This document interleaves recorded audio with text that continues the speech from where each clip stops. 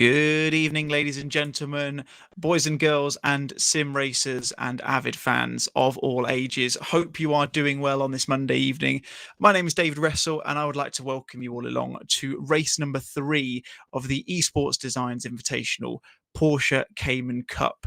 This evening marks the halfway point of this 5-race season, and we are in South Africa.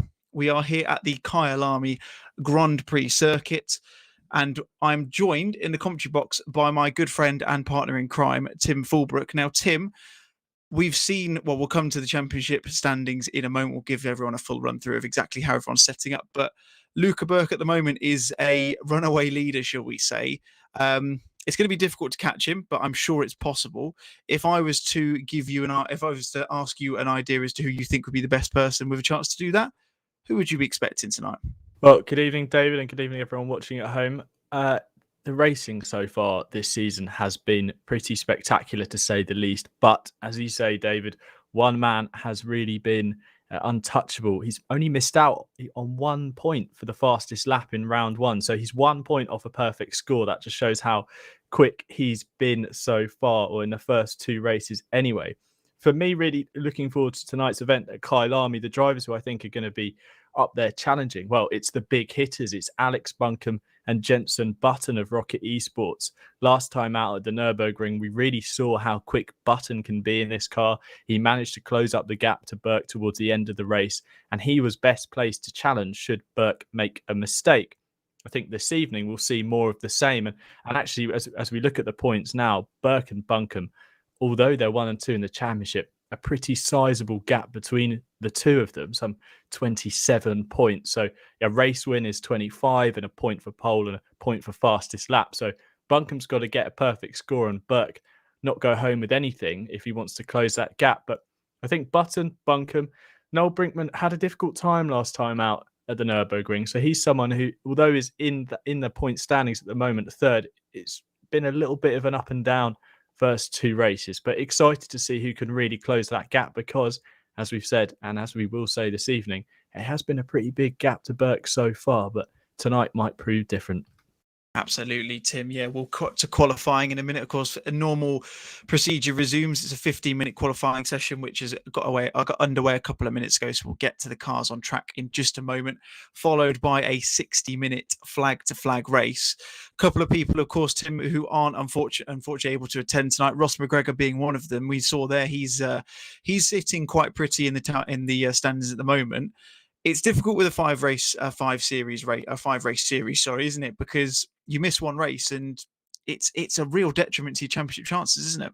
Well, we've mentioned it before, and no doubt we'll mention it again, DW. It's top 10 score points. It's Formula One style point scoring. And with that being said, every single point added next to your name is going to count when we get to the final round at Donington on March the 22nd as we cut to qualifying. So missing a race can be, where you could lose or win the championship in some cases. We don't know what might happen to Burke. Yes, he's got that lead at the moment, but it could all change. And certainly further down the field, if you don't score or you have to miss a race, obviously, we all know that real life can sometimes take over when we're all out here sim racing. But one dropped score will really count against you when we're adding up the points at the season end. So excited to see how, as we mark the halfway point of the season here at Kyalami, how the championship's looking as we head into the final 2 rounds.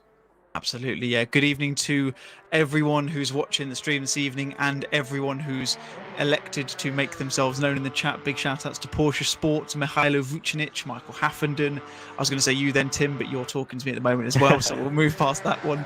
CHS Racing, Cdun 13, Barry the Brewer, and the aforementioned Ross McGregor. He's like I say, he wish he was racing, but unfortunately isn't able to. For those who are looking for timings on tonight's roundup, we do have a Pitwall live session set up.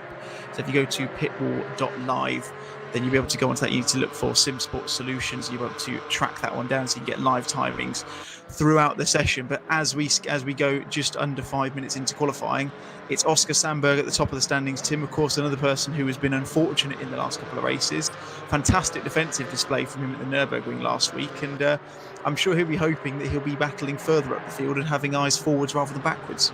Yeah, exactly. I mean, we saw him fighting at the front for a podium position, or at least the top 5 in that opening round at Imola. He was unfortunate to have an internet disconnection. I think his broadband provider basically switched off the internet nationwide for about 30 seconds and he dropped out of the race. But last time out, he was really forced to fight for a top 10 position. He didn't have it easy. So we have seen these races so far completely flip. I mean, looking at the standings, only 6 drivers have scored points in both races, and out of a field of around 30, that's a pretty small margin, a very slim slice of the cake indeed. And here's one of these new drivers actually this evening, Jack Noller at the MSL Motorsport number 36, taking over from Kat Impey, and he's on a pretty quick lap at the moment, a second off provisional pole set by Sandberg. But like I was saying, David, excited to see how things are going to ebb and flow. And we're into the third round of this series where things seem to be changing every race. So we see Noller going second with a 50.4. Absolutely, yeah. It's been jumping around all over the place. See Al Buncombe now, who's half a second up, so he's going to be putting himself into a pretty decent position if he can continue that through the last few corners. It's a difficult track, this Kyalami. Always lost it going into the final couple of corners. Lost it through Cheetah there, and he's going to have to abandon that lap. As you see, teammate Jenson Button coming through. He's 3/10 up at the moment, so that should put him in the top 3 or 4 by the looks of it. Probably just behind Jack Noller, depending on his exit of the corner. No, puts himself pole. Wow. So gain an extra half a second nearly to get that, and that is 49.9 in these GT4s here at Kyalami, Tim, is a pretty decent time.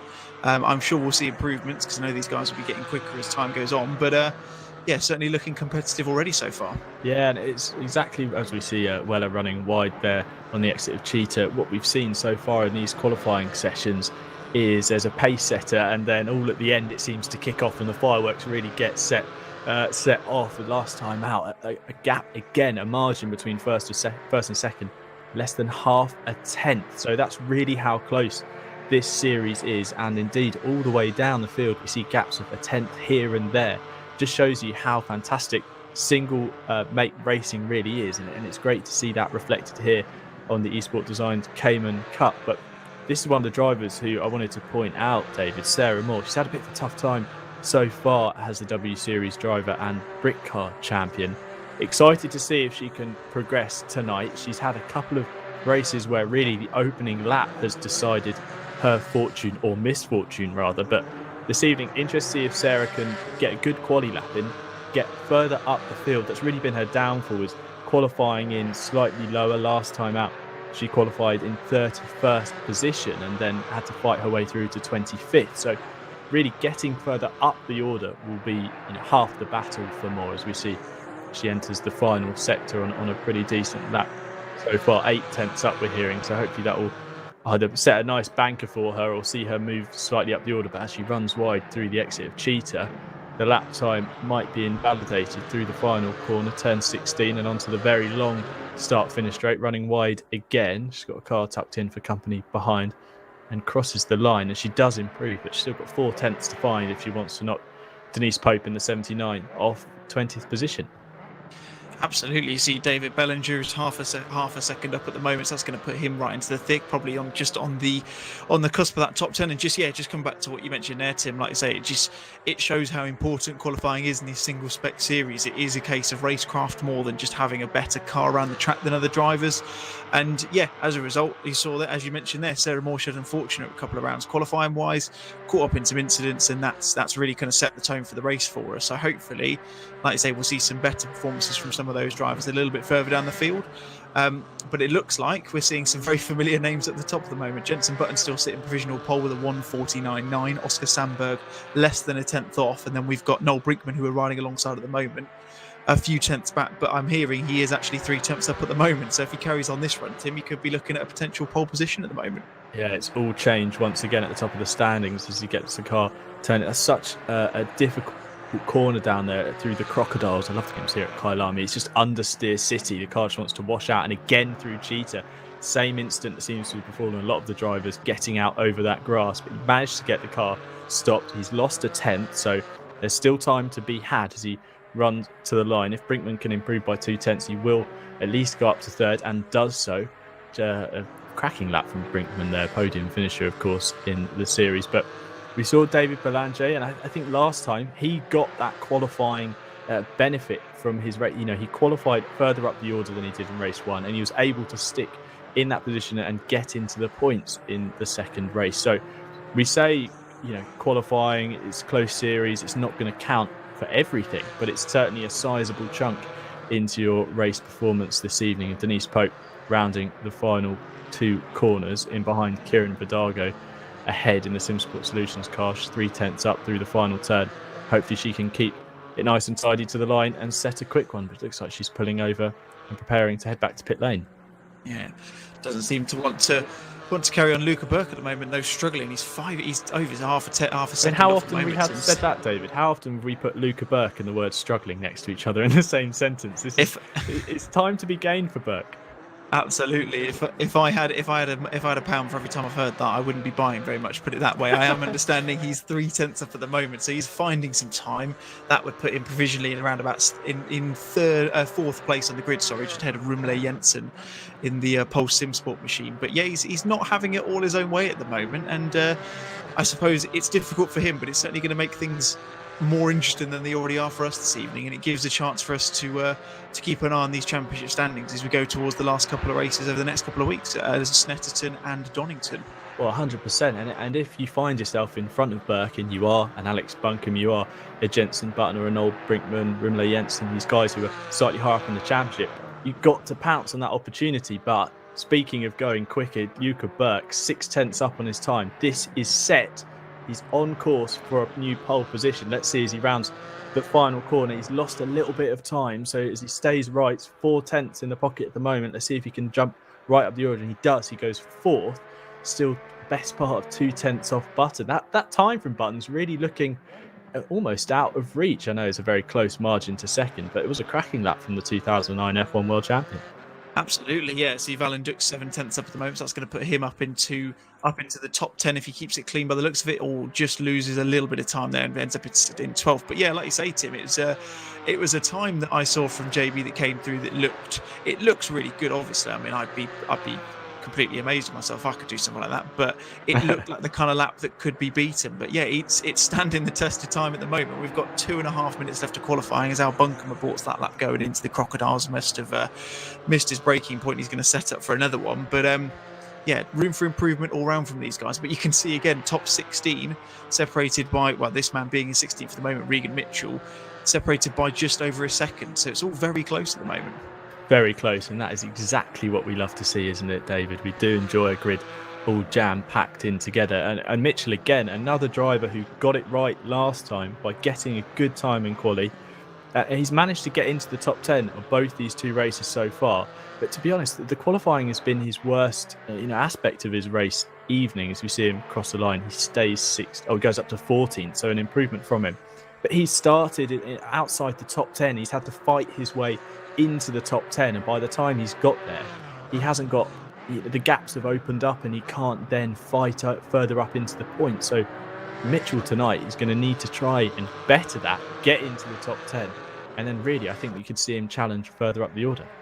Yeah, absolutely. It's going to be a busy one tonight for sure. There's plenty of overtaking spots around Kyalami. Of course, Stephen Haley, we're right alongside at the moment. He's 2/10 up, so that's going to put him right up into the thick of things, probably just around about the Gabriel Lafreniere, David Bellinger area in 16th and 17th. He can hook this one together, going through Cheetah, getting very sideways through there. That is one of those corners, Tim, where if you take too much curb, you're going to clump that sausage curb. Lost his time, we're understanding, but yeah, if you take too much curb, you're going to spit yourself out onto the outside and miss the corner entirely. Or you can go a little bit too hot and heavy, and you can end up doing that and having to correct it the whole way through. Yeah, it's such a tricky corner indeed, as we see Kieran Vidago improving. So he's jumped up to 8th place now. That's a very nice time, 1:50.367. It's such a technical end to the lap. You think you've done so well to get through sectors 1 and 2 nice and cleanly, and then it's all about this final sector. You see Al Buncombe, who's made a couple of mistakes so far in qualifying. He manages to just about get the thing back on track for the final corner, down to 3/10 now, his advantage as he rounds the final corner. That could see him jump up well inside the top 10, maybe challenge the third row as he crosses the line to improve, and he does indeed jump up to 6th place. As with Bellinger, point scorer last time out, improving again 4/10, that could see him move. So with 10 seconds left to go, David, it's all change. Absolutely, yeah. I'd be interested to see who gets on pole this evening. As I just looked up, I think I saw Luca Burke there on pole. Didn't spot that time come through. Yeah, he's gone pole by just under 0.2 of a second, so Button's got it all to do. Oscar Sandberg out as well on a lap. Al Bunkum's dropped it back into the pit, so he won't be improving. But as we see the time hit 0, anyone who's on a lap now is going to be the one who's going to want to be trying to improve. Jenson Button, who we're watching at the moment, he's 0.2 up as he goes through the S's up towards Lee Kopp, and Sandberg is 0.3 up as well. So Tim, that lap from Luca Burke, he's obviously in the pits now. We can see he can't improve. He might be losing his pole position. And as for those of you who aren't aware, whoever gets on pole position is going to get a point for that as well. So it's all going to be positives in the championship standings this evening.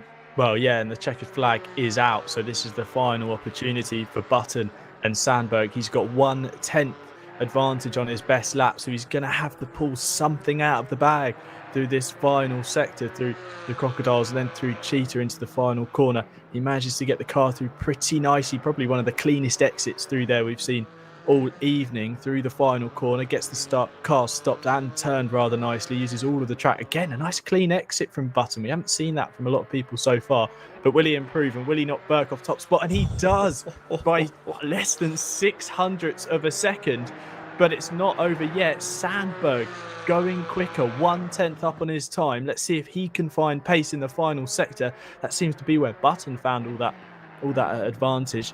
And unfortunately, it sounds like he's lost it through the final 2 corners. So let's see if he can improve or not. But as Sandberg crosses the line, he's going to go just slightly quicker. No, he doesn't improve. So Button, wow, snatching that one off Burke right at the death. Absolutely. I think that was one of those, Tim, where it just seemed like the track just evolved quite a significant amount towards the end there. And like I say, Button was pretty much one of the last people to put a lap in, and as a result finds himself on pole position. He has got Luca Burke alongside him, and we heard from them last week when we spoke to when you had the chance to speak to both of them, how entertaining and competitive the two of them are. And Jenson was talking about how he wanted to get one over. He's certainly put the foundations in for that, hasn't he? Yeah, definitely. Button was very keen to point out that he wanted to close that gap to Burke, and he's closed it. And in fact, he's gone beyond that to actually knock Burke off pole position. But as we learned last time out in that interview you mentioned there, David, Button said that he felt like he had more in qualifying than he did in the race.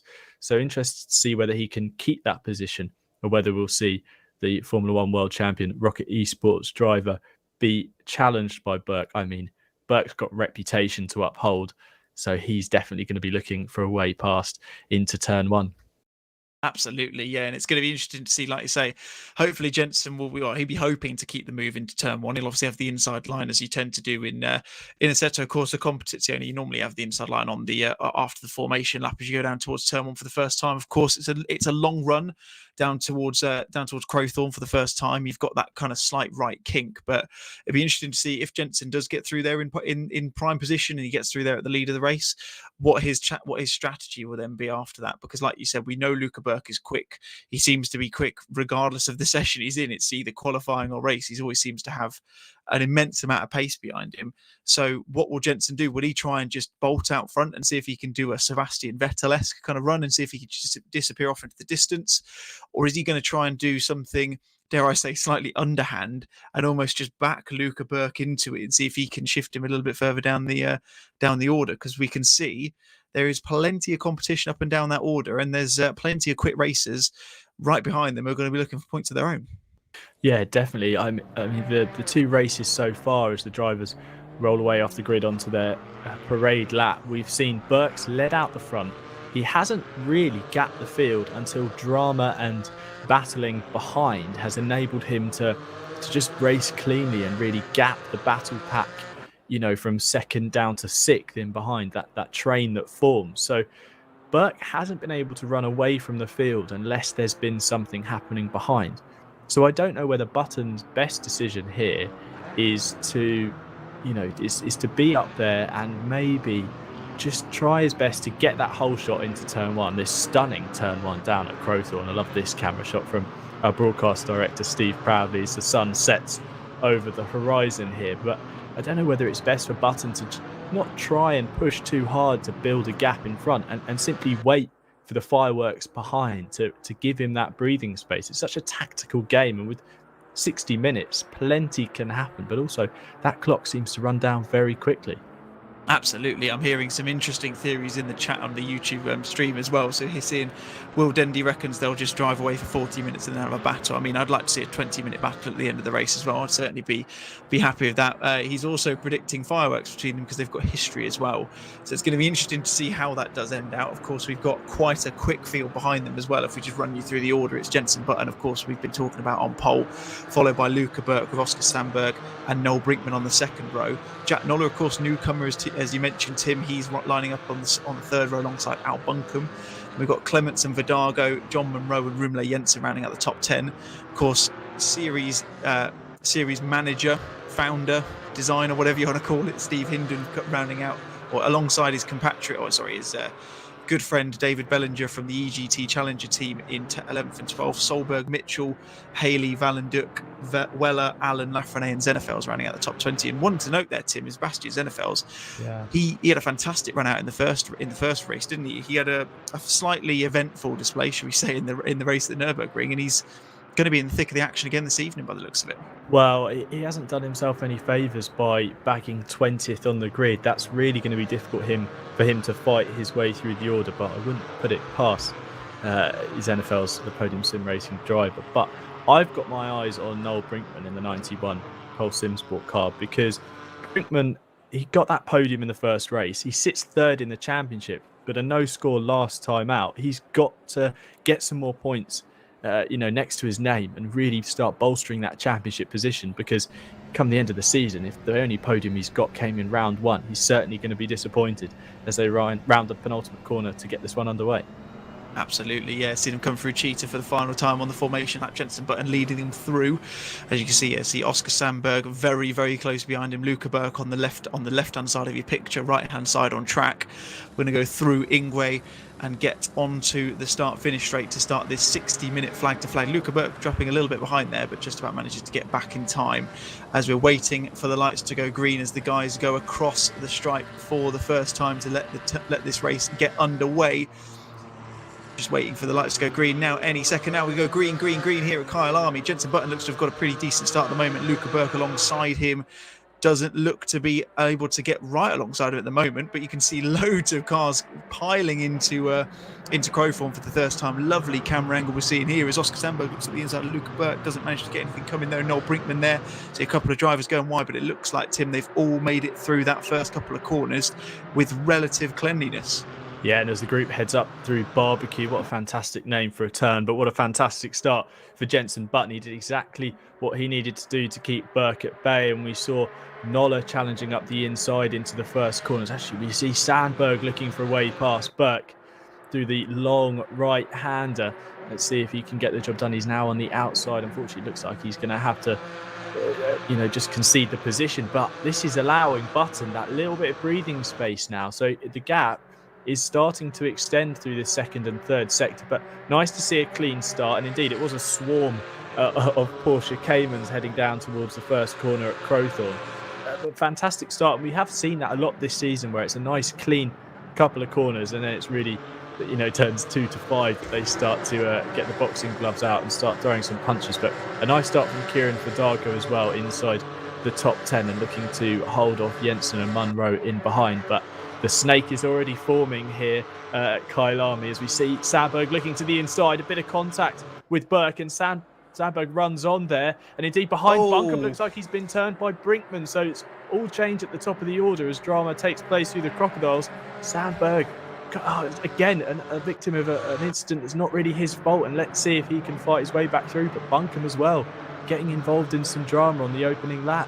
Yeah, absolutely. Two cars into one isn't going to go there, Tim, is it? It's interesting because obviously the run down towards the Crocodiles isn't necessarily the narrowest part of track, but obviously you've got the very, very fast run down the hill through Mineshaft, and as we saw there, Oscar Sandberg just getting a little bit of door rubbing up against Luca Burke, and fortunately came off worse. And then I think that maybe just threw off everyone behind him. But it's been fantastic for John Clements, who's managed to get himself up into third at the moment. He's got Oscar Sandberg for close company behind him, but Jack Nolan doing a fantastic job as well, of course, mentioned on the formation lap and throughout qualifying as well. New to the series, it's his first race with these guys this evening, but starting off in fifth at the moment, managing to hold on. He's got Noel Brinkman and Rumley Jensen very, very close behind him, which is not exactly the kind of people you want, because we know how competitive those two are, of course, when we spoke to them after the race at Imola a couple of weeks ago. But he's going to definitely have a hard task, Tim, in keeping these two behind, and see if he can start to work his way back up towards Sandberg in front of him as well. Well, yeah, Nola's been he's been racing elsewhere. He's been appearing in the Mini E series, and he's been enjoying his time there. But he's a bit of an unknown, and I think he's unsure about where he's going to slot in. But to see him fifth, I think he'll leave the race this evening, regardless of what happens. A fairly happy man with that performance. But Regan Mitchell here, down the order in 15th, twice point scorer, so 100% record of getting into the points in the eSport Designs Porsche Cayman Cup so far. So let's see if he can fight up through the order. He's got Belanger, Solberg, Hindon and Munro to pass before he gets even the opportunity to think about taking some nice points home. So with 56.5 minutes to go, plenty of work, but plenty of time to get the job done. And like you said, David, what a fantastic start from Clements in the 88. I mean, to go from where he was 7th to really just absorb the pressure and not really succumb to any drama down at turn 1, and really just set about gaining those positions. Last time out, he finished 13th. So it's a great opportunity for him to get in amongst the points and score his first points of the season.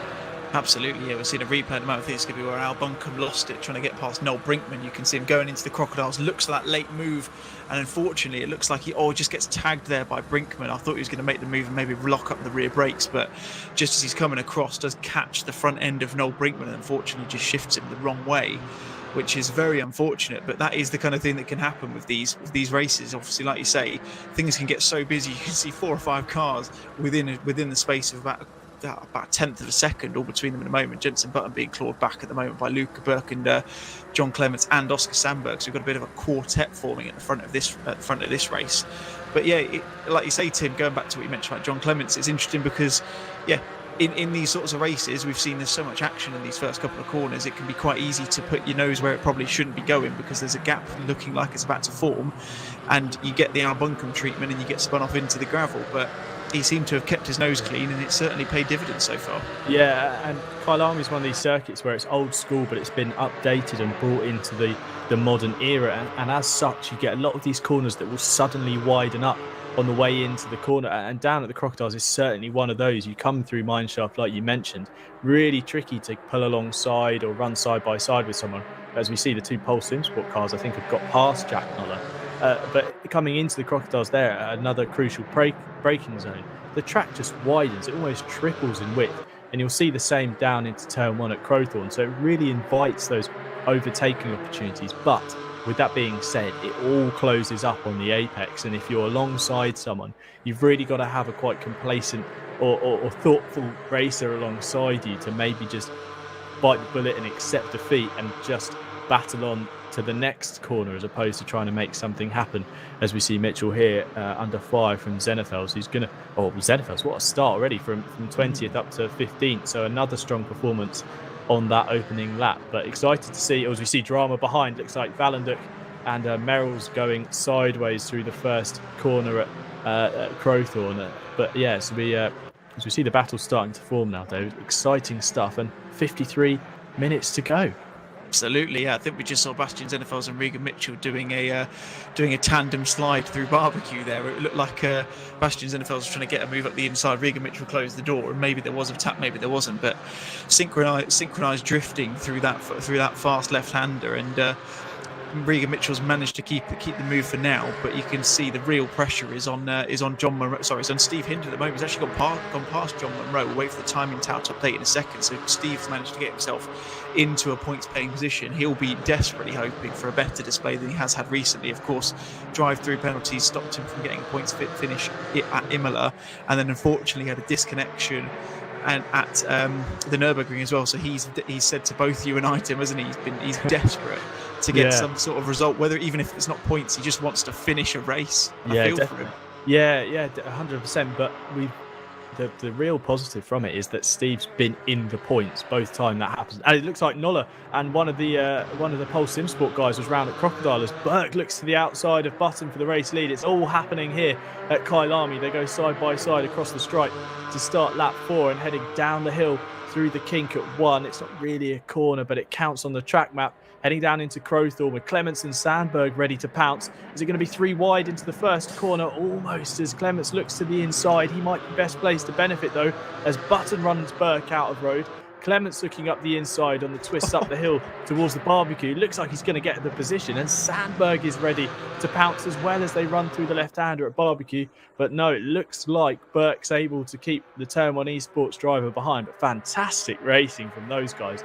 And the best thing about it, they're all still on the track and no one's facing the wrong way unhappy, but brilliant stuff. Oh, fantastic racecraft from a lot of them there. I did like the shutting of the door, firm but fair, from Jensen Button coming out of Crowthorne up towards the Jux K sweep, and like you say, it gave John Clements the chance to make the move, and he wasn't going to take no for an answer, was he? He went straight through there. Rumler Jensen isn't too far off the back of this train as well, so it looks like it was Noel Brinkman who had it coming together with Jack Knowledge. See Luca Burke getting onto the gravel and kicking up some dust as he goes through the S's. That's going to impact him under braking, but he just about managed to get the car stopped. And it's so interesting to see this because, like you say, you've got so many cars fighting for the same patch track. And like I say, you can see, like Rumler Jensen coming up. You've got Al Buncombe a little bit further behind as well. But somehow these guys are all keeping it on the black stuff, and it's been firm but very, very fair racing so far. As Luca Burke going up the inside into the Crocodiles, all gets on the curb a little bit sideways. It's going to put him under fire from Oscar Sandberg. He's going to try and make the move into Cheetah. Looks like he's on the outside. It's not a place where you want to be making a move, unfortunately, so I don't know whether he'll come out on the end of that, but he's just about managed to stay behind. And now Rumler Jensen is firmly on the back of this one, Tim, so we've made a quartet into very much now a quintet for, amazingly, the race lead. Yeah, fantastic. So I think really now, crucial thing for Button's race is he's got to have a strong enough pace to not come under fire from these guys. Oh, as Buncombe sends it in deep. This was a replay. Sorry, I got very excited there. Didn't see the replay graphic in the top right. I thought that was live. Fantastic shots, though, from our broadcast director, Steve Proudly. Good enough to catch me off guard. But yeah, as we saw, Button's really his race now. He needs to have a strong enough pace to not have these guys close up to him, but enable these guys behind to start really looking at each other like, right, who's going to make the move, who's going to be going after Button in front, who's the quickest. And in that looking across at each other, it's like when the peloton tries to chase down a breakaway. When in that indecision, Button will be able to bridge a gap, and that's exactly what we've seen Burke do in the opening 2 rounds. He's been clean, got himself the whole shot, staying up front, and really just forced the guys behind to try and decide it between themselves who's going to challenge the leader, and then in that indecision just break away at the front. So Button's in the best place position at the moment, but Clements is having a fantastic race at the moment. It's nice to see him up in second, really benefiting from a clean opening lap. Absolutely. I'm sure he's sat there in the cockpit of his virtual machine at the moment thinking to myself, do not punch Jensen Button. Do not punch Jensen Button as he go into one of the heavy braking zones. But the benefit for these two is the 3 behind them. I say the 3 because we haven't necessarily seen Luca Burke invested in too much action so far this season, but the 2 behind him as well, of course, Oscar Sandberg and Rumler Jensen, we've seen them. They are feisty, aggressive drivers, so it's really going to benefit Button and John Clements because it's going to give them the chance. Like you say, Tim, these lot are going to battle. You can see Rumler Jensen right on the back of Oscar Sandberg at the moment. If they continue battling, this gap's going to only extend. It's going to make it a bit more comfortable for these guys. And I am hearing, Tim, that unfortunately, John Monroe, of course, had a very decent qualifying for the Zancho Simsport team. He's actually out of this race. I don't even know if he got to the start, according to the Pitwall live display. I can't see any time to come through for him, but he's not in this race, unfortunately. That's going to be a big dent in his point scoring title ambitions this evening. Yeah, definitely. Big shame for John, because he battles through to the podium last time, and that was his first race appearance. He only found out an hour before that he had time to compete. He had plans elsewhere, but things changed and he decided to take part, and then he managed to get himself on the podium, be part of that Zan Show sim racing 1, 2, 3, 4, 5 that really dominated the race.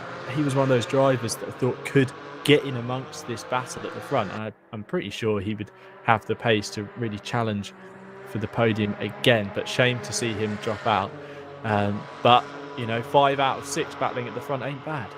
No, absolutely. Big shout out to Steve Hindon as well. He's actually got himself up into 7th place, courtesy of what I can only assume is some battling or some mistakes from the guys now behind him. So David Bellinger, Kieran Vidago and Regan Mitchell all going off. In fact, actually, part of that's going to be down to the fact that Noel Brinkman and Jack Noller have dropped down the order, which will definitely have helped. But he must have made a couple of moves probably on David Bellinger for that position as well. So he's having a fantastic race at the moment. Al Buncombe in a little bit of no man's land in between Steve and this group at the front, and it's all starting to and fro at the moment, isn't it, Tim? You've got some that it seems like some of them are faster than other points. Jenson Button looks like he's starting to make a little bit of a gap now. He's about half a second adrift of John Clements now, so he's going to want to try and extend that gap even more. But that does mean that John is now starting to fall a little bit towards that chasing trio of Burke, Sandberg and Jensen, so he's going to have to be very aware of his rearview mirrors before too long. Yeah, well, the pace between these guys is pretty even, but Button did have a 3/10 quicker lap time last time round over Clement, so that's really enabled him to just have a bit more breathing space. You see the picture-in-picture, fantastic splitter cam riding on board the number 88 of John Clements up through Barbecue. Use all of that curb on the right-hand side, really extend the corner and carry as much speed as possible. And in a single make series like this, every kilometre an hour, every mile an hour, every inch of track is really worth something. As we see, again, running all the way over the curb and kicking up some grass on the exit there. So it's really important to maximise every single turn. And as we're seeing, though, it looks like Button has got the pace advantage over these guys, but I wouldn't be counting out Luca Burke. I'm pretty sure now he's got a little bit of clear air in front of him, as we see Clements running slightly wide again, dipping a couple of wheels onto the grass, and that's actually allowed Burke to close up even more so. So yeah, I think Burke will be looking to move forward. Not that he'll be unhappy with a 3rd place, but we know how quick he is, and he really is the man to beat. And with a reputation to uphold, I suppose he's going to be needing to make moves, as we see David Belanger here currently matching his best performance so far this season of 8th place. But it looks like with Vidago and Mitchell in behind, he is under fire. And as the gap to Hindon in front slightly extending, he's going to have to get some elbows out, as we see Vidago sending up the inside into the Crocodiles and getting the job done. But then he runs wide on exit, allows Belanger to cut through up on the inside and get that position back. So some very nice defensive driving from the EGT driver. You see Vidago clipping the curb and running out wide, and he has to concede the position to Mitchell behind. So these guys battling hard, and it's those mistakes that can really cost you time in a position, as we see Burke now challenging Clements for P2. Yeah, absolutely. John Clements is maybe starting to show a couple of chinks in the armour. He's only got a couple of tenths now back to Luca Burke, and that gap towards Button in the front is starting to extend sector by sector. And it's certainly interesting to see. And I think we saw there with David Bellinger, that was very much you can tell he's a driving coach, can't you? Because he almost lulled Kieran Vidago into that move, knowing that he would complete the switchback. It was almost like he forecasted that from about 100 metres before the braking zone. But Luca Burke is going to be firmly in the rearview mirror of John Clements now, very, very close. You see John Munro self-illustrating the fact that he is out of the race by mentioning in the chat that he is confirmed to not be running anymore. But we're focusing now on John Clements, who is all under pressure from Luca Burke at the moment, manages to keep it clean out of the S's as they go up the hill. Is he going to try and make a move? He's not. Luca Burke, of course, very, very measured. He's not going to be rushing anything too early on. There's still 43 and a bit minutes to go, but gets alongside as they come out a Leacop down the hill towards Mineshaft, but then just slides, sort of slots in behind and waits for another moment. I think, Tim, I imagine he's probably more so trying to force an error rather than force the issue and make the move at the moment, do you think? Yeah, definitely, because one mistake, as we see Clements getting all kinds of sideways on the exit of Crocodile, exactly as you say that, David, forced the error, and that's allowed Burke through. Easy win. You don't have to put your car on the line to make one of those positions. You just simply force that error from the driver in front by pressuring them. And we speak so often about these unforced errors, making a mistake on your own can really cost you all of that time, all that positions in a field so close. You can just have this train of Porsche Caymans passing you, as Clements will be disappointed to have lost that second place. He definitely had the speed to hold it, but with the best finish of 13th so far this season, going last time out, I'm pretty sure he'll be looking forward to scoring some points. But now the question is, with less than 43 minutes on the clock, can Burke bridge that gap to Button? It's not as big an advantage as Burke has held at this point in races so far this season, but a 1.3 second gap is very easily overturned, especially if Button makes a mistake. But how often do you mention Jenson Button and mistake in the same sentence? It's going to be something special if Burke's going to close that gap and fight for the race lead.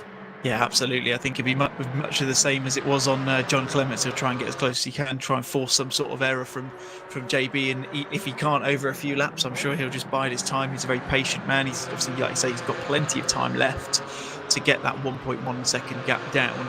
So I'm imagining he will just bide his time. He'll wait for a little bit, wait for the moment, and then he'll pounce when the time is right. But at the moment, we're focusing on David Bellinger, who's trying to make a bit of an inroad up towards Steve Hindon. They seem to be dropping back and forth between them at the moment, so the gap's not necessarily one for making a move, but Bellinger's looking up the inside into Lee Kopp. He's just about being covered off by Steve there.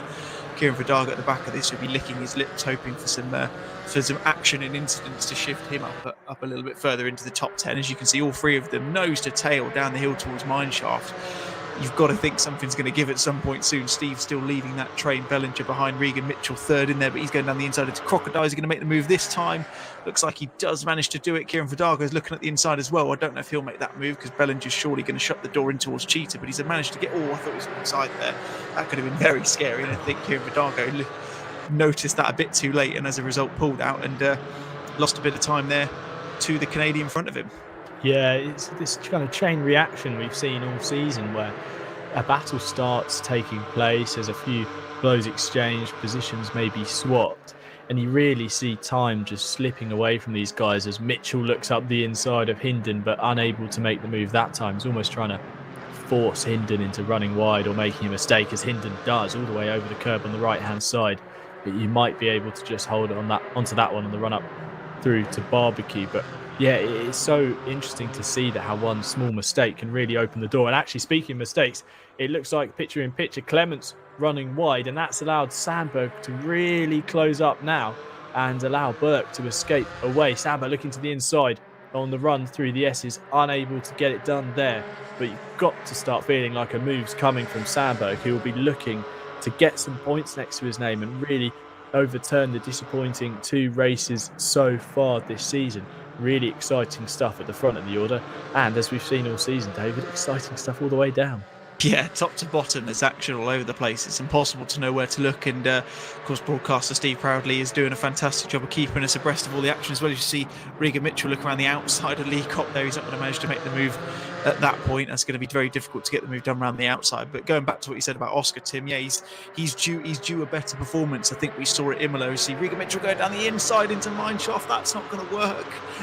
Dutifully elects to back off of that and elects to fight another day, and that could have been tears for all of them. And again, if there's 2 people on this grid that you definitely don't want to be taking out, it's the ex-Formula 1 world champion and the man who's actually thought of the idea and managing this entire series, Steve Hindon, as well. But yeah, Oscar's definitely due a better performance. We saw the pace he had at Imola, of course, like you say, done over by some unfortunate connection issues. Didn't necessarily have as much pace at the Nurburgring last week, which put on a brilliant defensive display. He's definitely due a better result this time round.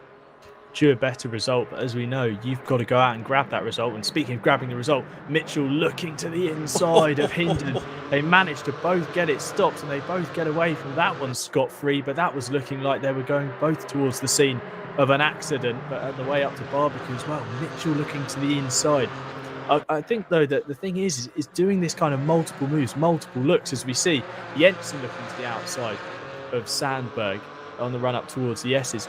Doing that, no rest tonight, says Steve proudly in my ear. We've got no time to catch breath, but constantly looking, constantly trying to make a move. You can really lose your bearings and just start costing yourself time. Sometimes it's better to just tuck in behind the car in front and just let them run their pace and observe where they're quicker, where they're slower, and wait maybe to the next lap round and just make a nice, clean, decisive move. Set yourself up 2 or 3 corners in advance rather than going for it at every turn. But that quartet that are battling for, 7th, 8th, 9th, 10th, and now Truls Solberg and the other Turn 1 Esports car joining in the battle of the back of the order. These guys are changing positions seemingly every corner. This is sort of 7 cars plus now joining the order. There's a proper steam train heading down towards the Crocodiles. But yeah, sometimes this fighting can just cost you time, and it has done, and enabled some more players to join the game. Absolutely, yeah. Now Bunkum's going to be thinking very comfortably at the moment. He's got a 10-second gap to our Bunkum. I think he'll probably just be back to Steve Hindon. He's not got a 10-second gap to himself. That would be nigh impossible due to the laws of time and physics. But he's certainly looking pretty comfortable at the moment. And he's just wanting to probably try and get on the back of them and hope the guys in front of him battle. As you can see, they are at the moment. Oscar Sandberg got alongside John Clements. He's looking to make the move towards Barbecues to go through the Juxk Suite. Is he round the outside? He's going to try and take the momentum round. He's going to be pushed out surely. Rumler Jensen now alongside. They're going 3 wide up towards Sunset. This is absolutely brilliant action. It looks like John Clements has been done dirty there, and he looks like he's lost both moves. He's actually up the inside into Sunset in front of Rumler Jensen. That's going to be difficult for the two of them. We've seen how many times they go wide there. They've just about managed to make it through. Oh my goodness, Tim. Wherever we look, there's action all over the place. I know, yeah. We need about 600 eyeballs, don't we, to keep across all of this. We see Mitchell going to the outside round Sunset. That's going to set him up nicely for the left hand if he can keep that. And that's going to allow Belanger a chance to look up the inside. Contact with Hindon. They managed to hold on to it. I don't know how Hindon did that. That was fantastic. It looks like Belanger off to the left side. He's going to lose 2, 3, 4 positions. And Kieran Vidago now getting through, although he looked awfully sideways on the run through the S's. So it's all changed here on the top 10, and these guys are really scrapping over this final 2, 3 kind of points positions. It's really hot and feisty stuff from these guys, as we see Clements now having to defend again from Jensen into Crocodile and doing the job pretty well there. But again, look at that. Defending for 1 corner has allowed Sandberg to open up better part of half a second, if not more so, on these two. As Jensen in the Pole Simsport car looks to the inside, and again, I don't know how they keep getting it stopped, David. It almost looks like there's an incident inbound at every single turn, but they manage to file back into line and keep things clean. But as we see this battle for what is for 4th position, it's really hotting up between these guys. But Bunkum, interestingly enough, despite the batters, Jensen getting very close to the back of Sandberg to Clements there. But this battling, there really isn't allowing Bunkum to close up. The gap's still over 3 seconds, so there's plenty of time in it. As we see Hindon now getting passed by Solberg on the run through Crowthorne, but Hindon gets a very nice cutback on the Turn 1 Esports car, runs up the hill, and that's a job done there. But actually Stephen Haley returning to the series now, looking for a way past Solberg, and again, one of these instances, David, someone's just able to swoop round the outside and they all go on their merry way. Oh my goodness, Tim. Yeah, absolutely. You see one move, you try and make one move, it doesn't pull off, and then all of a sudden, in this particular train at least, you've got about 7 or 8 cars patiently waiting, trying to snap your fingers off to try and get the move done themselves. As we can see up towards the front, Luca Burke is on the back end of Jensen Button now. He's managed to claw back that time. He was actually 0.6 of a second. No, sorry. He was 0.2 of a second quicker on the last lap, but he's been slowly but surely whittling down that time, and they've got a good few seconds to Oscar Sandberg behind them. So they've still got a little bit of time to play within the pocket whilst they have a little bit of a battle between them. But knowing the relationship between those two drivers, Tim, I wonder if they will just bide their time. And as I think it was Will Dendy mentioned in the comments a little bit earlier, maybe they'll bide their time. Luca will just sit behind and try and make a move a little bit later on and see if they can extend that gap even more. Yeah, well, it's friendly infighting, but the key word in friendly infighting is fighting. You know, these guys don't want to lose to each other. They want to beat each other. We heard from Button last time out. He said he was happy to give Burke a little bit of a bump and run, a bit of a touring car move to make sure he wasn't beaten by the number 87 and the man currently in charge of the championship, in terms of points. So these guys are happy to to swing some punches at each other, and I'm pretty sure we'll see that. But Burke here at the moment, maybe he does want to bide that time, just sitting behind Button, maybe just cause him a bit of a headache, thinking, okay, where's Luca going to make the move? He's going to know it's coming at some point, and really just start unsettling the Rocket Esports driver in front. But yeah, these two, they're so close on pace. There's nothing between them in terms of speed, on track, and indeed ability to get the job done. So interested to see how this one unfolds. And just like that, David, we're nearly halfway through this one. Absolutely, yeah. We're just about enough time to take a breath now, I think, because it's finally calming down. Then again, we've got the bigger picture. We've got is that Stephen Haley under pressure from Noel Brinkman, of course, who had an unfortunate coming together with Al Buncombe, and so did the man behind him, Jack Nollett, towards the start of this race. You see David Bellinger sitting in behind Bastian's NFL's, then Chris Shaw in the Mob 7 Esports car behind as well. This battle, Tim, goes from 8th down to 16th, would you believe? Battling all the way up and down this. And I mean, I can probably stick my neck out quite comfortably and say that this is not how this gaggle of 8 cars is going to be finishing the race this evening in the next 32 minutes. Well, if it does finish like this, then David, I recommend putting your winning, buying a ticket for the lottery if it all shuffles round and comes back to that order exactly, because like you say, it's so close between these guys. As we see, I think Nathan Gibson's head to pit lane as well in the 4-2 Podium Sim Racing car. So that's a shame to see him stopping as well. But John Clements, yeah, he's really got to start now thinking, okay, I've lost a couple of positions, I maybe haven't got enough in the bag to fight for the podium. Do I just now console the position and start lapping in a strong pace? But saying that, we see from that shot on the run down into Crowthorne that Alex Buncombe is now starting to get things together and start closing the gap. It's now down to 2 seconds, so it's all going to be eyes forward and back. And speaking of eyes forward and back, Haley coming under pressure from Brinkman on the run down into turn 1. I mean, there's battling everywhere. So it looks like Hinden's run slightly wide, so he's going to drop down the order and slot in behind, I think that's Jack Noller, yes indeed, who's now running in 12th place. So the order changing throughout these guys pretty much every corner, but crucially it's allowing Mitchell and Vidago and then Solberg to maybe start gapping this battle pack and stretching a little bit of a lead, because any 10th is going to count towards the end of this one. It's a shame to see Noller further down the order. I do think he had some decent pace in hand at the start of this one. Shame to see him involved in the instance early on, but let's see if he can start really pushing on, kicking on, getting past Brinkman in front and Haley, and maybe find himself in a position to score points on his debut appearance in the series. Yeah, absolutely, Tim. Points are definitely not out of the question, and points are definitely not out of the question for any one of these 8 or 9 cars that is in this gaggle at the moment, as we've now gone into a fantastic picture-in-picture, so you can see just how close Luca Burke is behind Jenson Button. It's kind of stagnating a little bit, to be fair. It's sitting around sort of 3 or 4 tenths. It's currently sitting actually up towards 6 tenths, so maybe as well. Button's gone wide there coming out of the final corner, so that's going to give Luca Burke a lovely run up towards the kink and into Crowthorne as we go on to lap number 17 we are now. Luca Burke's going to have the inside line down in towards Crowthorne, so you'd imagine he's going to make that move stick. I wonder if Jenson Button's going to maybe look for the cutback as they go into that second corner. He's gone around the outside. That is audacious, JB. Have a word with yourself. He nearly made it stick, but my goodness me, Tim, that was a hell of an attempt for a move. Well, you've got to state your intentions, haven't you? And Button doesn't want to be passed that easily. It's a shame that he made that mistake. Really opened the door for Burke. He's going to be looking to now, play the reverse Uno card and start applying the pressure to the back of Burke and try and do the same. But once again, we see Burke rising to the top of the field and finding himself in a position to win, as we see contact between Belanger and I think that's Hinden, yes, running around the outside into barbecue. More contact again with Zenefels, who's trying to fight his way back through the order.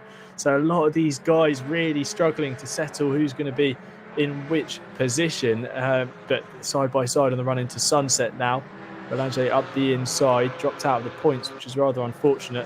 Interested to see though whether he's got the pace to scrap his way back up the order. He might have damage though from the incidents early on, but Zenefels up the inside, and this battle, David, as ruthless as it might be, is outside of the point. So that really shows you what kind of action we have, but also I suppose how difficult this series is to score points. You've got to get in the top 10, and maybe it enables that battling to take place.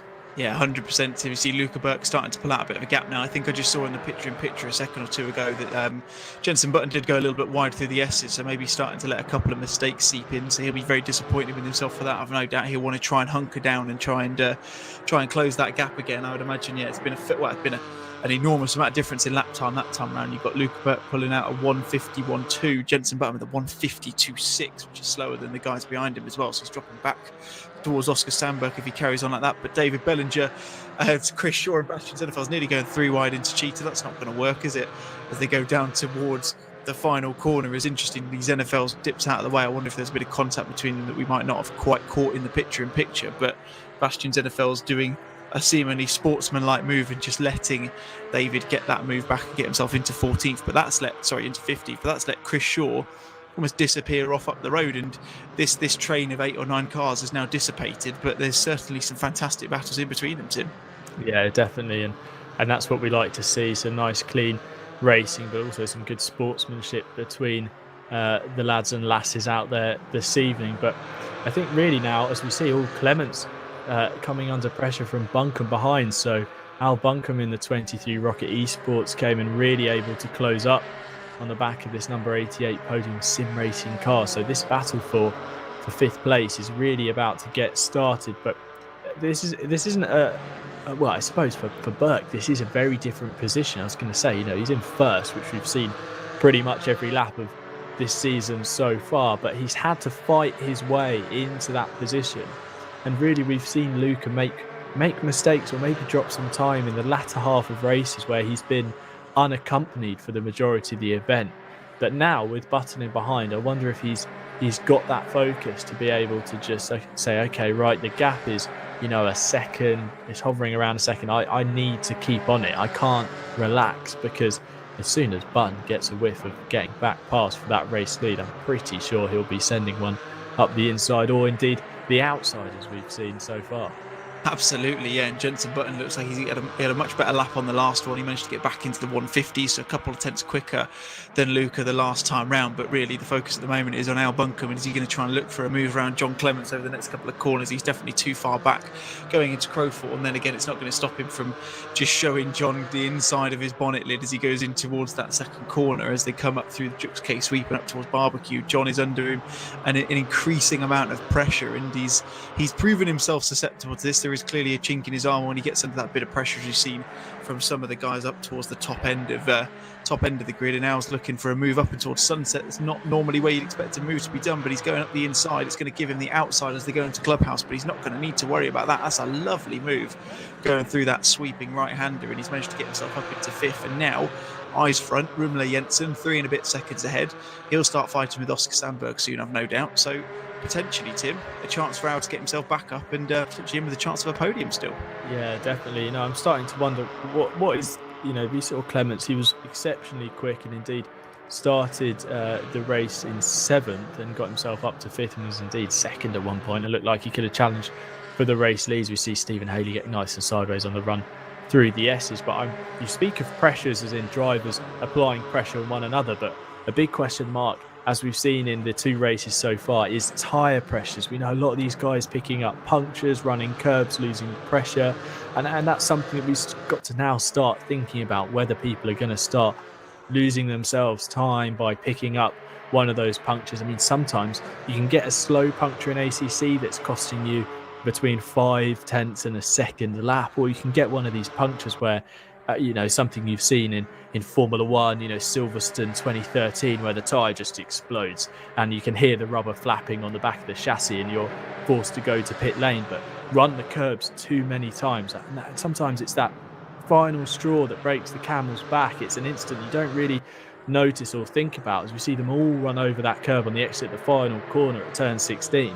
But one of those, just one chance too many, one occasion too many, and you can end up with a puncture and see yourself flying backwards down the order. But at the front, Burke has had some issues with tyre pressures before, and a lot of the guys have said how crucial that is. It's those percentages, those decimal places of pressure in these tyres can really cause a difference. And of course, it's such a realistic simulation is ACC. These are the fine margins that these drivers will dabble with in the real world. So it's another thing to manage. Yes, you're looking at the times forward and back. You're looking at the drivers around you who might be looking for a way past.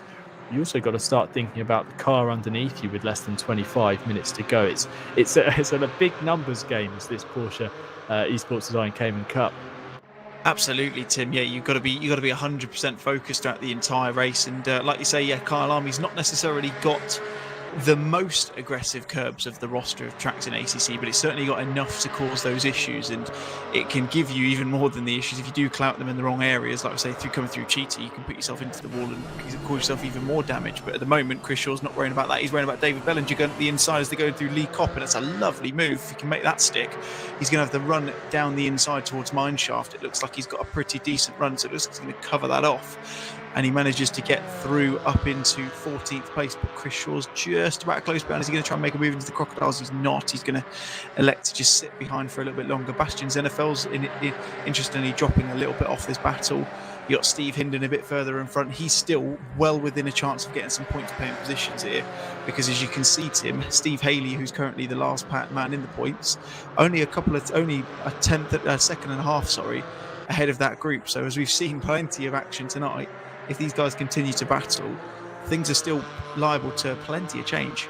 Yeah, definitely. I mean, Zennefeld's is a case study of that. He started well down the order, seemed to shoot up the standings in those opening 5 minutes or so, and now has dropped back down. So the orders really aren't set in stone at all until we get to the checkered flag, and even seemingly then that the things seem to change on those final laps. So let's see really if this order starts to settle down now. It looks like a lot of the drivers out there have managed to find their rhythm and find their pace and their position on track. And one of those drivers who unfortunately it seems to be out of position is Jack Noller in the MSL Motorsports 36. He was very quick in qualifying and very quick at the start of the race, just happened to be involved in one of those unfortunate incidents that's seen him drop down, but he is on the cusp of those points positions, and I think he's got every opportunity to get back past Stephen Haley and potentially even Truls Solberg, and especially if they start battling as they are doing so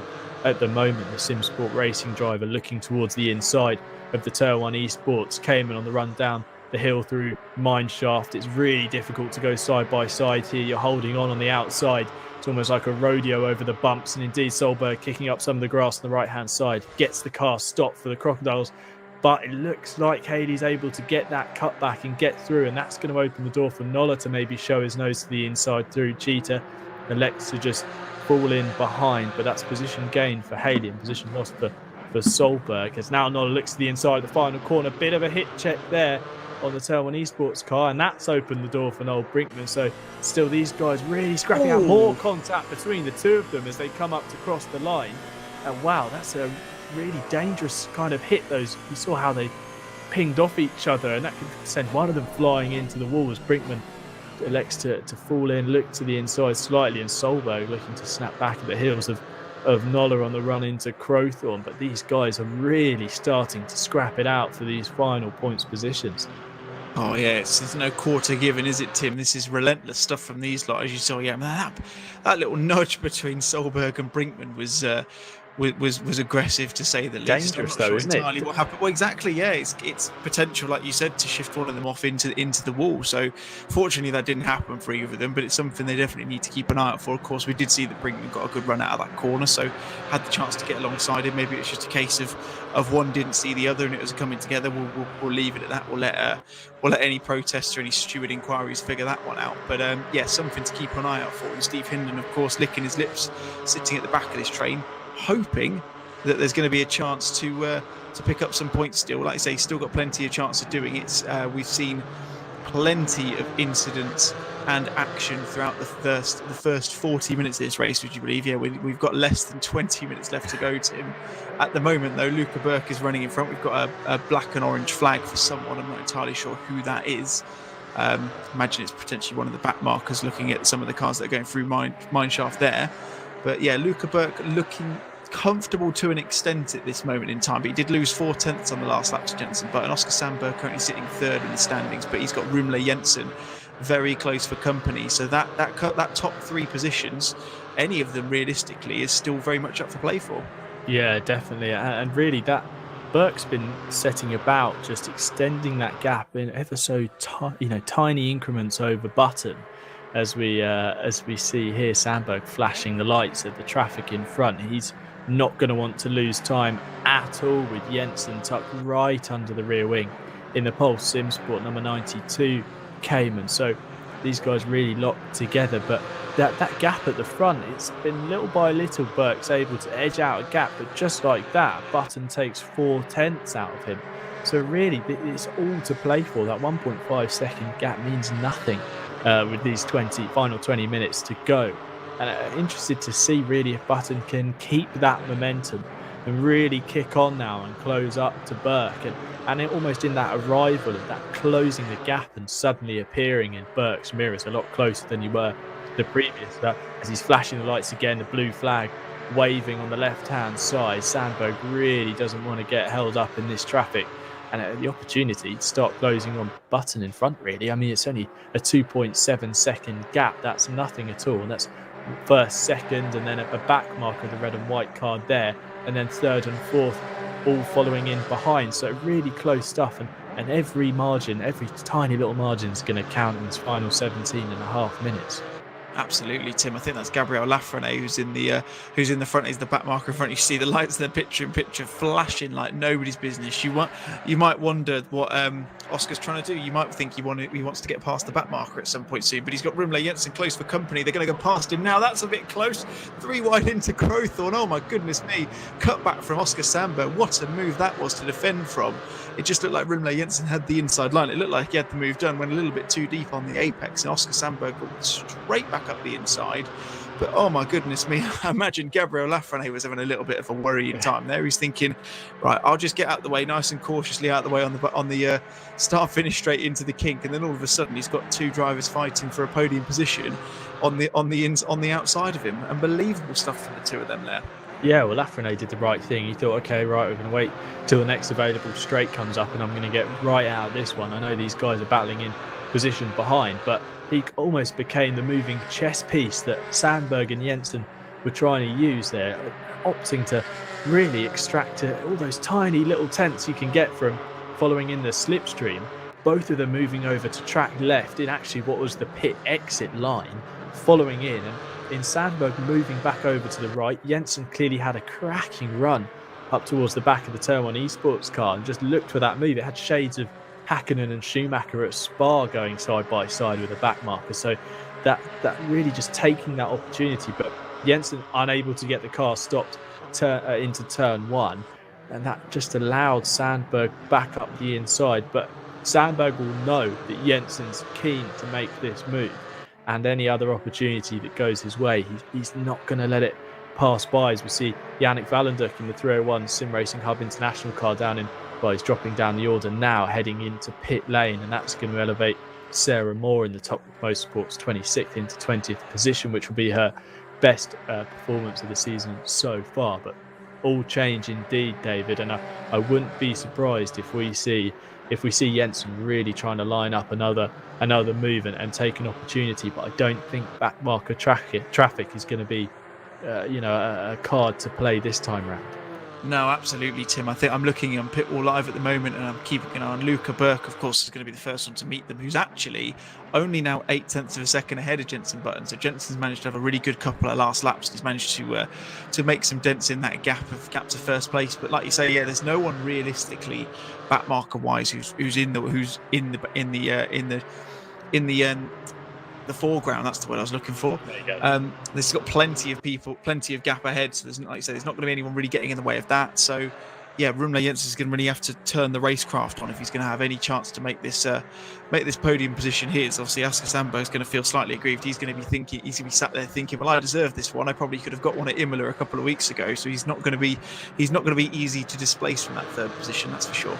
Yeah, he's not going to roll over and let Jensen have it his way. You know, he really wants to hold on to that podium, but saying that, closing in behind is Buncombe. You know, he's dispatched Clements, closing up to the back of these guys, and Buncomb's really been Mr. Consistent, obviously, besides Burke's seemingly untouchable consistency at the top of the standings.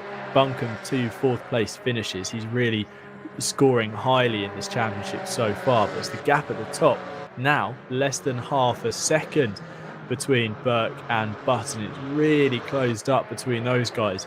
Button now 13 and a half minutes left to make this move and wrestle back that race lead that he lost through a mistake of his own. So let's see now whether Button can do anything about Burke. We know, like I mentioned before, he's happy to maybe exchange a bit of paint with the 87 Sancho Sim Sport car. He's happy to get his elbows out. Obviously, it's all in, friendly competition, but it's competition nonetheless. They don't want to lose to each other. They want to be the top driver, and especially in this kind of extended Sancho Sim Sport family, there's plenty of quick guys who don't want to be finishing second. Absolutely, Tim. Yeah, you can see that gap closing ever closer by the second, right on the rear wing of Luca Burton. Now it's Jenson Button. He was perfect time to do your personal best laps. He was very, very wide going through Clubhouse there in towards the S's, but he's managed to keep it on the straight stuff, on the black stuff, and he's very, very close going through the S's at the moment. It's only a matter of time, surely, if he's going to look to maybe shift and move up the inside. He's probably not going to do it up into Lee Cop now. It's probably a little bit too early. See if he can get a good run out of here down towards Mineshaft. He's very, very close off the back here. Shifts to the inside. Looks like Luca Burke might cover that. He doesn't need to because he's not necessarily close enough, so nothing coming at this point. But that gap ever shortening, and Jenson Button is going to be having his eyes firmly placed on the rear wing of that Sancho Sim Sport Porsche Cayman in the number 87 machine. And with 12 minutes left, Tim, and a back marker just in the foreground there of Alan Leon, I think that is, looking around about where they are on the track, potentially a perfect time to make a move. Definitely, and we saw how these back markers can really play into things, and sometimes you've got to make your position clear and really get on the lights to those guys and say, look, we're coming through, I'm being hassled from behind. It looks like Burke's struggling with a bit of understeer compared to JB. He's looking to the inside down into Crowthorne, late on the brakes.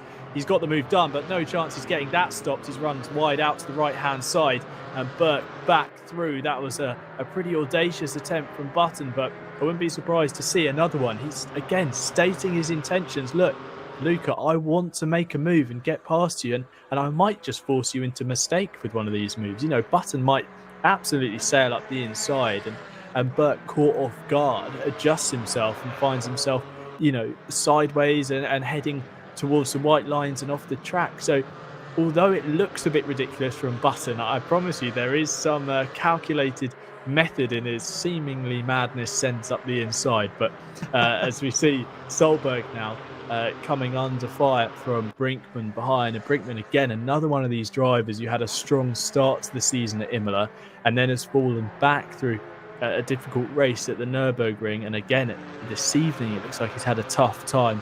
A little bit of scratches and bumps on the front of that Porsche Sim Sport number 91 car with Steve Hinden in behind. But these guys scrapping it out for the chance to be in the best position should Stephen Haley and Jack Noller get together in this final 10 minutes. That's really what they're fighting for. Oh, and a bit of street rep between these guys.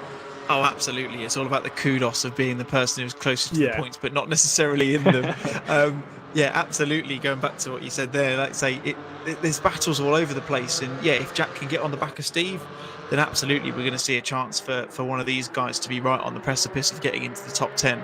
Jenson Button again as they come on to lap number 28 now. Down through the kink. He's not necessarily as close as he was last time, and I wonder if what you were saying before, Tim, was just to try and defend Will Dendy's comment in the chat, just as he was mentioning that he's so cool and measured. JB sends one up the inside and out and looked like he outbraked himself, but like you say, he's got the experience. I'm pretty sure he knows what he's doing. It's probably just a bit of a test of the waters with just under 10 minutes remaining.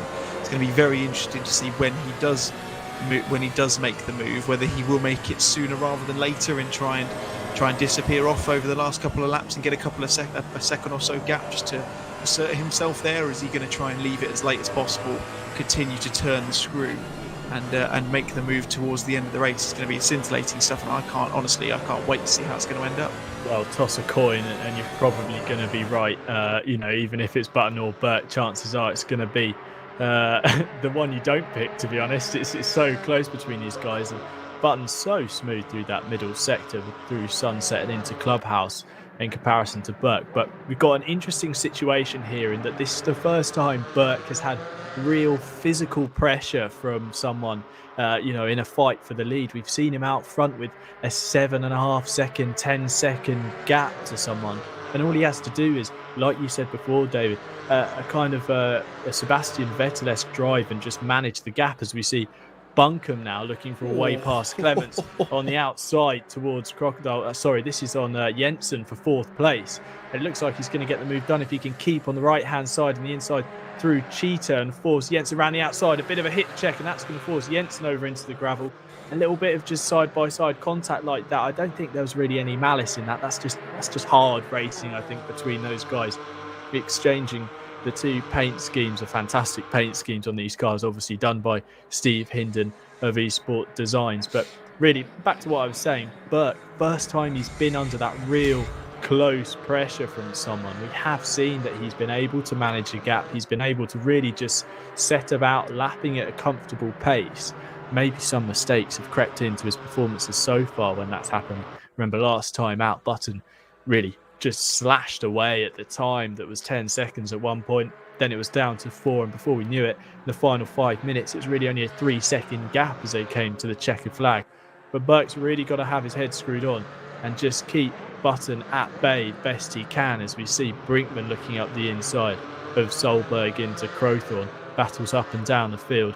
These guys really scrapping out hard for what is 11th, 12th and 13th. Indeed, David Belanger in the 222 in 14th behind, having a difficult race indeed. It would have been nice to see the EGT Challenge driver back in the points this evening.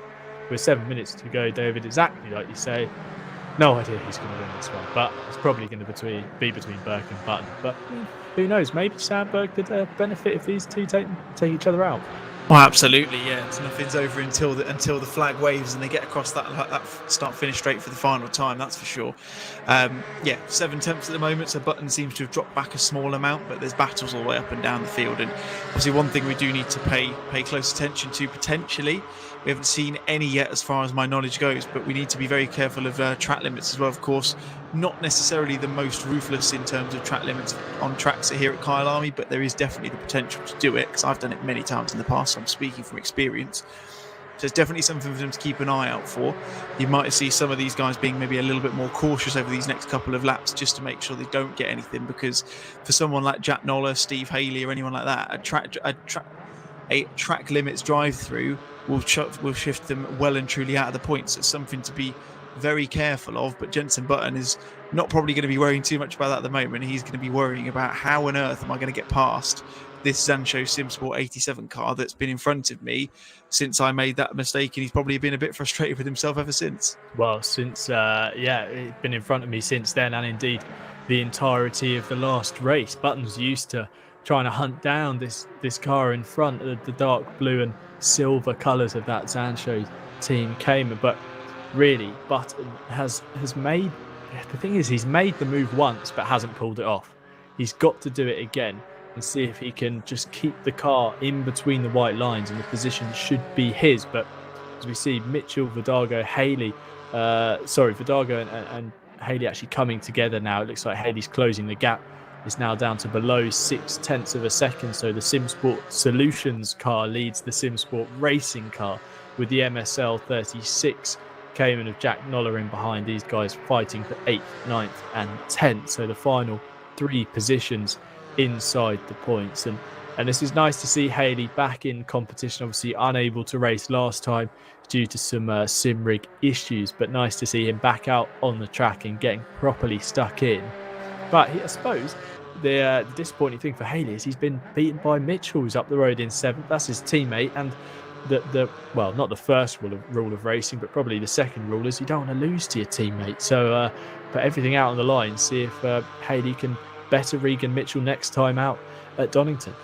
Absolutely. Yeah, you're right, Tim. And you see Jenson Button closer and closer than he has been over the last couple of laps. Did a personal best of a 150.5 on the last one, is 150.6 on the lap just gone compared to Luca Burke's 151.0. So you can see he's visibly as close as he has been throughout this entire race. And it's just a case for him now. I think when he has got that bit closer, it just looks to me like he's maybe made a little bit of a mistake, maybe touched a wheel on the grass. You can see Oscar Sandberg, I think they're not necessarily going wide, because I think that's Al Buncombe in the background doing exactly the same. So it's just like you mentioned a little bit earlier on, Tim, it's just where the track is differing in width, so they're going out a little bit wider, and to the untrained eye might look like a mistake, but you can assure it definitely isn't from these top four who've had calculated races, to say the least. But Jenson's not got too much time left. He's probably got, I would say, 2 laps left, depending on when they cross the start-finish line, to try and get this move done. He is still remaining fairly close, but I'm wondering whether it's going to be too little too late, because Luca Burke seems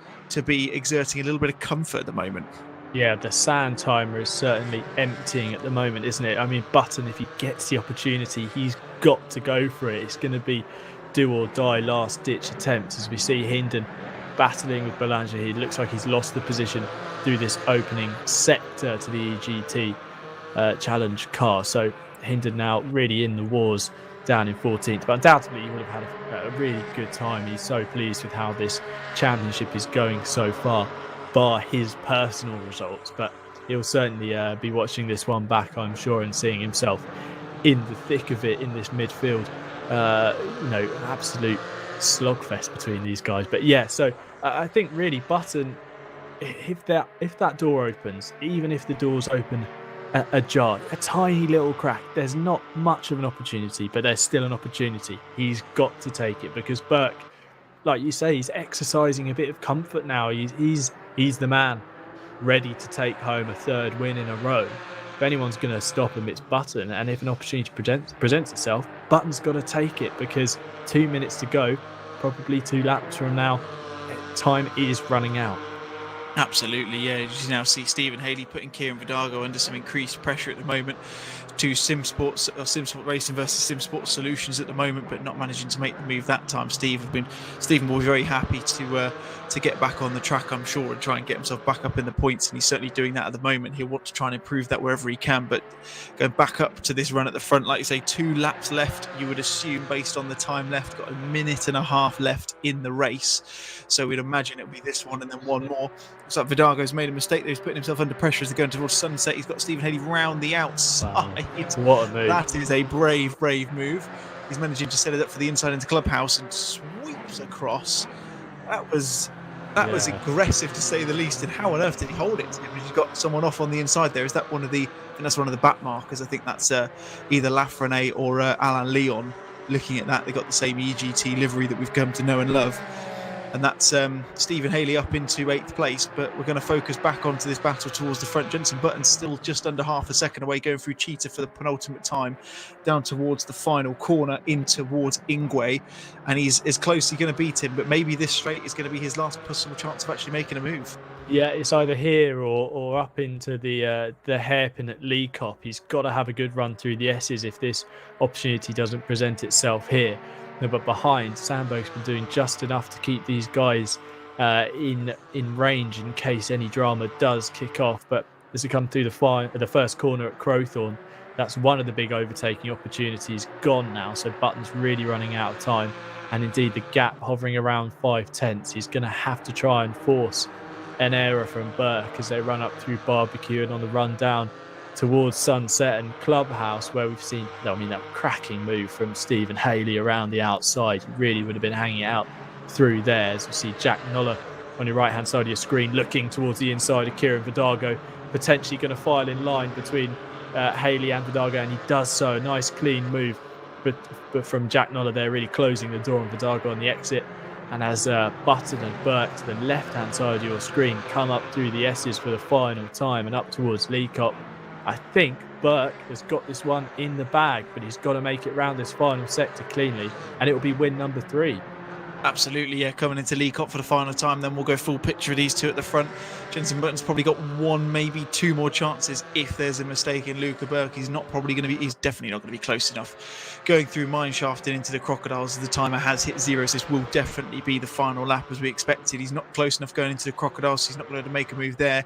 Not even an audacious send, but he's got very, very close as Luca Burke managed to hit a bit of curb there going through the Crocodiles. Going to Cheetah for the final time down towards Ingwe. It doesn't look like it's going to be able to be done by Jenson Button. He's still going to come home for a very admirable second place, but I'm sure he'll be a little bit disappointed in himself for not taking the win as they come out of Ingwe for the final time. He gets a little bit out of shape on the exit. He won't mind now. It's been too little too late, but Luca Burke there crosses the line to take his third win from 3.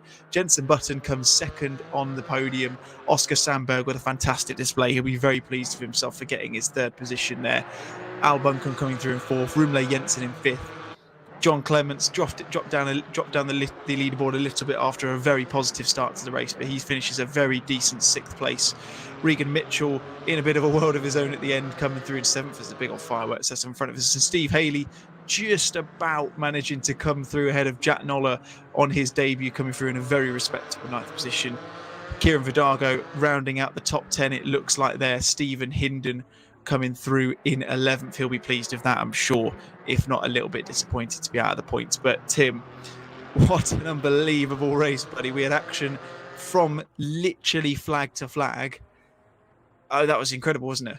Exactly what we've come to know and love from this Esport Designs Porsche Cayman Cup. But the funny thing is David, is the record books will show that first, second, and third on the qualifying grid finished second, first, and third. There's only one position change if you were to look at the starting order to the end of the race in that top 3. It's anything but that, wasn't it? I mean, we saw those guys really going at it from start to finish. A lot of fantastic moves, guys looking for passes in parts of the track I would have thought far too dangerous, but maybe I'm not the best sim racer to ask for advice on when to make overtakes. But some really exciting stuff from these guys. But fundamentally, once again, Burke comes up on top, and really that was Button's best chance at race win so far this season. Obviously, we know he has only raced in 2 of the 3 races.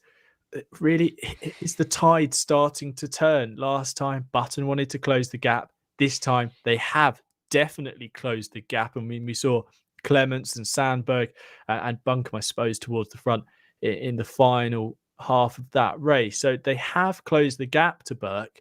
Started off with Button getting pole. That was important. Like I say, as the tide turned, now these guys need to carry this momentum that they can bring the fight to Burke. And yes, okay, they've dropped points again to him. His championship lead's extended. But with 2 races to go, plenty of points up for grabs. I'm pretty sure they might be able to get something sorted. Absolutely, Tim. And yeah, don't get me wrong, it's going to be difficult for them to overhaul the difference now. I think there's going to be a difference around about 40 points, if I'm not mistaken. But yeah, it's possible until it's mathematically proven that Luca Burke is the championship for this series. They are going to fight hammer and tongs to try and get these points off of him. We saw how close they got today. Like you say, I think that was probably at points. I wouldn't say it was the whole way through, but at points, I think it was Jenson's race to lose. Of course, he made the mistake that let Luca Burke go through when he was arguably leading the pace at the time. And like I say, the mistake gave up the position, but it was just a case of Luca Burke. He knew what he needed to do. He had a fantastic display in the first 2 rounds. A little bit more pressure put under him, but he's kept clear of it. He's managed to withstand himself underneath it and has come out with his third win from 3. And I would dare I say, Tim's probably got himself one hand on the trophy. Yeah, I definitely agree.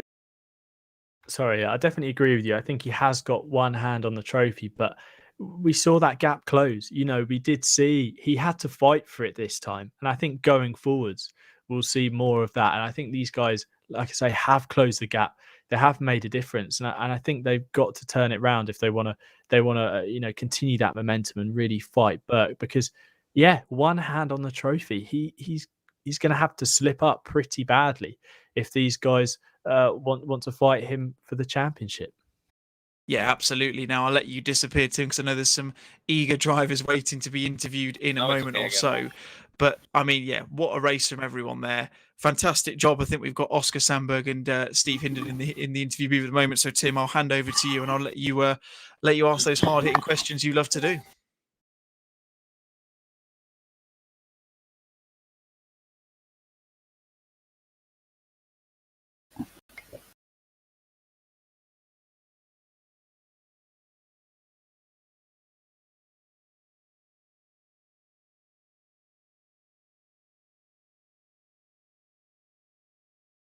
Hello, can you guys hear me all right? Sorry, just a little bit of problem there exchanging into the interview room. But I'm joined here by Luca Burke, Jensen Button, and Oscar Sandberg are 1, 2, 3 on the podium.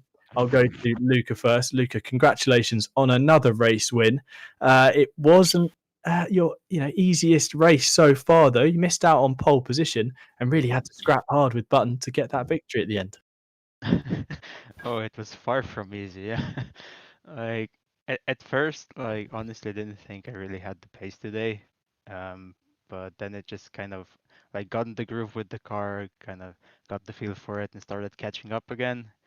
And as I just took every chance I found to get past. But yeah, towards the end, I was starting to struggle. Like the rears started locking up, the tires started going off, and Jensen was just coming closer and closer. It was getting pretty scary. My mirror was just one big white Porsche. But yeah, like great race. Like I really enjoyed that, and I hope more of them come close to the line as that one. Now, obviously, first 2 races, you've been the man to beat. This time, it looked like the pendulum had swung slightly away from you. These guys have really started to close up. You're going to have to pull something out of the bag to maybe stop the changing tides. Well, I may still have a couple tricks up my sleeve, but no, I'm enjoying this. I really am. I think we talked about it last time that the competition is getting more fierce every race, and yeah, I still say bring it. Like this is fun.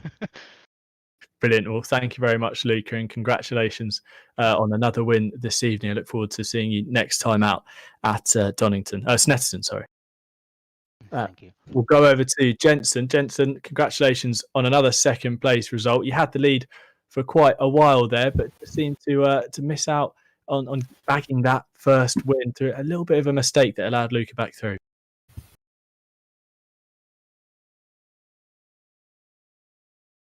Oh, see, it seems like Jensen was here, but he's not at the moment. So I'll see if Jensen connects. But before we see him back, I'll go over to Oscar Sandberg, our third place finisher. Oscar had disappointing race at Imola where you're up there fighting for the podium and had a disconnect. Last time out at the Nurburgring, you were fighting for the back end of the points in 10th, but cracking race from yourself to see you up on the podium this evening. Yeah, no, I'm pretty happy with the race today. To be honest, was not the easiest one, of course. It was a little tight in the start there, you can say, on the I think on the second lap or already on the first lap with Luca, but I think both of us, I'm not sure. Small racing incident there, you can say, and from there on was just head down and working forward, and and just have a look how the guys in front was fighting was a little frustrating because I could not really close the gap, and I just see they switched places was maybe a part of this. I want to be a part of that, but I really enjoy to drive the Cayman, and I hope then for the next races that we can close that gap. Obviously, a really nice result in qualifying as well, picking up third. Do you think that's half of the battle in these races, is bagging yourself a good position on the grid and then going forwards? Or do you think that there's chance, if you do start down the order, to fight your way up as you had to do so at the previous round at the Nurburgring? I mean, last race at the Nurburgring, I started P16, had a horrible qualifying, and ended up in the points, and was fighting like 50 minutes with Mr. Jensen for that one single point. I think that's the hardest point ever. But yeah, that's you have a point there. I think the qualifying here, as you see, Mr. Jensen and Luca, they are so fast in qualifying, and if you don't step up the game, and I lost my 0.3 of a second on the best lap, but that's how it is. And or I could have been standing on the front row, I think. But yeah, I think that is a part of the game here, to be in the sprint races, to be on the front row. Brilliant. Thank you very much, Oscar, and congratulations again on your result this evening. Thank you. We'll try again to speak to Yep. Jensen. Can you hear me? Yes, I can hear you loud and good. clear. All good. So we heard from Luca there that he says he's got something up his sleeve in case you guys are close again in the final 2 rounds at Snetterton and Donington. How big are your sleeves? Well, Luca's just a little bit too confident right now. I think we need to put him in his box. He's been. I mean, we've raced together many times in endurance races, and he's always on it. And he's great to work with. It's just a pain that I have to go up against him in this. But no, he's always good to race with, and he's great under pressure. I struggle on here. It's just I think a little bit. I need a bit more experience of racing wheel to wheel because I break a tiny bit late and then I lose the rear, and I struggle with that a bit.